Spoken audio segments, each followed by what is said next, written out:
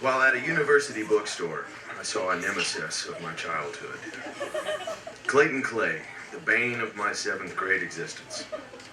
He still retained his most prominent features, a heavy brow and a mouth that was perpetually agape and drooping.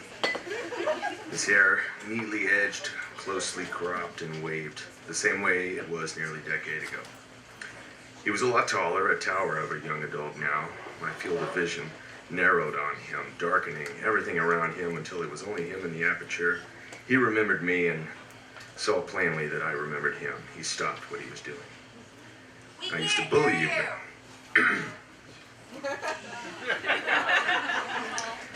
I used to bully you back then, huh? He let out a cheapish chuckle. As he said it, his voice still had the distinctive drawl common of people from that side of town. Yeah, you did, I said. It had been well over a decade. We were in our early 20s, but for that moment, our voices, our facial hair, or anything that might have given the impression of adulthood was instantly spited. Clayton and I were 12 years old again. I'm sorry about that, was what finally broke the awkward silence. All I could do was smile, not a broad smile. I saw that he truly meant it. There was a pang in his voice, but we were men in a bookstore, and we could not show our feelings. I told him it was all good, and he said, cool. And I was on my way out the door empty-handed. I left my favorite coffee thermos somewhere between political and social sciences.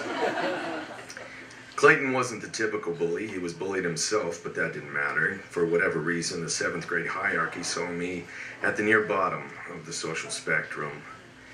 Lunchtime was probably where most of the abuse took place. The torment was mostly psychological or verbal, rarely physical unless he saw an opportunity to trip me while I was walking. This was when I stopped walking with my hands in my pockets. In those days, I had a lot to be self-conscious about. I simply did not look like the other kids. I did not talk in the same manner as them, preferring to articulate rather than slur and quip. I listened to rock music in a realm of hip-hop. I blasphemously did not care how I dressed. From the top of my head, covered in dry nappy hair, to my large feet, adorned with the cheapest that Payless Shoe Source had to offer, there was enough to insult fodder for Clayton.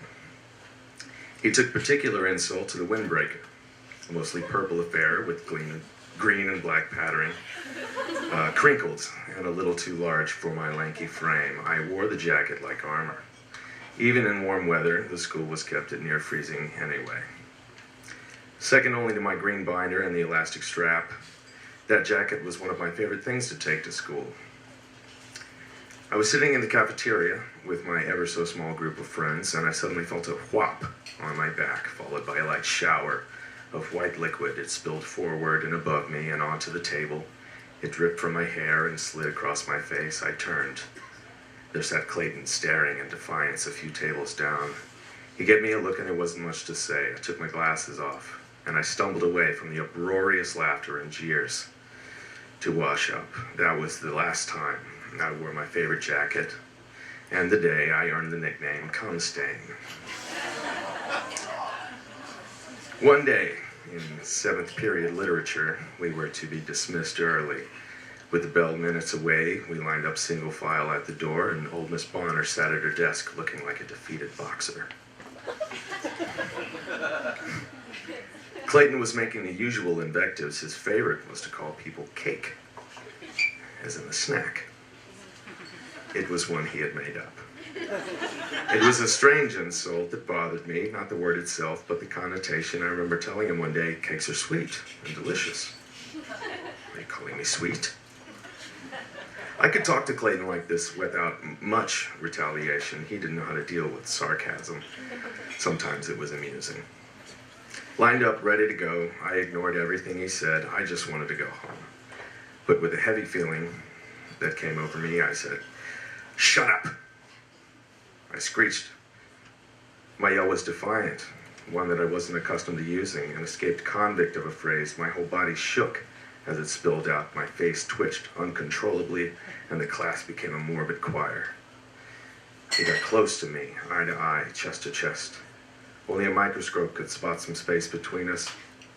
He was a little taller than me. His flaming breath thrusted out of his body through his flaring nostrils and onto my face. I saw a million specks and freckles. His heavy brow was furrowed like a pit bull, his mouth twisted in a tight scowl.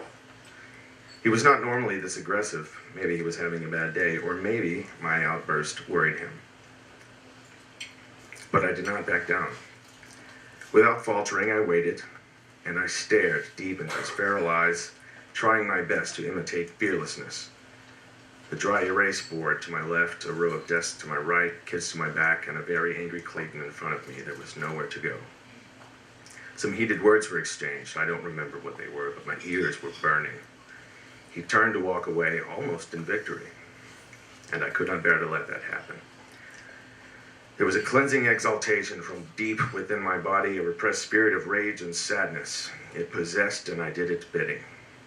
His neck snapped back violently. When I shoved him, I can still remember the sensation of my hands against bony scapula. The energy rattled my glasses. The hollow thud reverberated throughout the small classroom, and it was the most satisfying thing I'd ever done up to that point. The only thing that stopped Clayton's clumsy flight was the overhead projector. The metal beast was definitely on my side that day. It tipped but did not fall over. The class was a volcano of noise. I felt arms around me, holding me. I was not really moving, just trembling like a rusty motor. Clayton stood, snarling back at me, but he too was not moving. I turned and paved a way through my hooting classmates through the door. The bell rang and the entire class spilled into the hall in a mad dash. I was lost in a drone of adrenaline. I did not know if Clayton was still in the classroom or pursuing me, but I did not look back to find out. I went through the twisting hallways and outside with a throng of other kids. I guess they thought I was going to finish the fight in front of the school, but I kept going. It was a hurried fire alarm pace, not too frantic to show panic, but quick enough to evade possible danger. I cleared a path around the bikes and I was running. It took an eternity to reach the safety of my mom's little white Chevrolet, a holy sanctuary on wheels parked in front of the school. I got in and we drove off, my mother none the wiser. My trouble with Clayton would end that day. I put up briefly with kids taunting me. They called me a pussy because I didn't fight that day, but there was no retaliation next week, month, or ever from the big menace himself. That moment, as small as it was, instilled in me a great lesson. Stand up. The worst constraints for a person to endure are the ones that are self-inflicted. There's great reward in breaking free from your own prison. Don't let someone try to strip away your uniqueness or quell your spirit. That day, the shell of surrender was cracked, and sweet, unrepentant freedom spilled out. It was a cleansing elixir. 7th grade ended uneventfully, and Clayton was just another kid in the hall.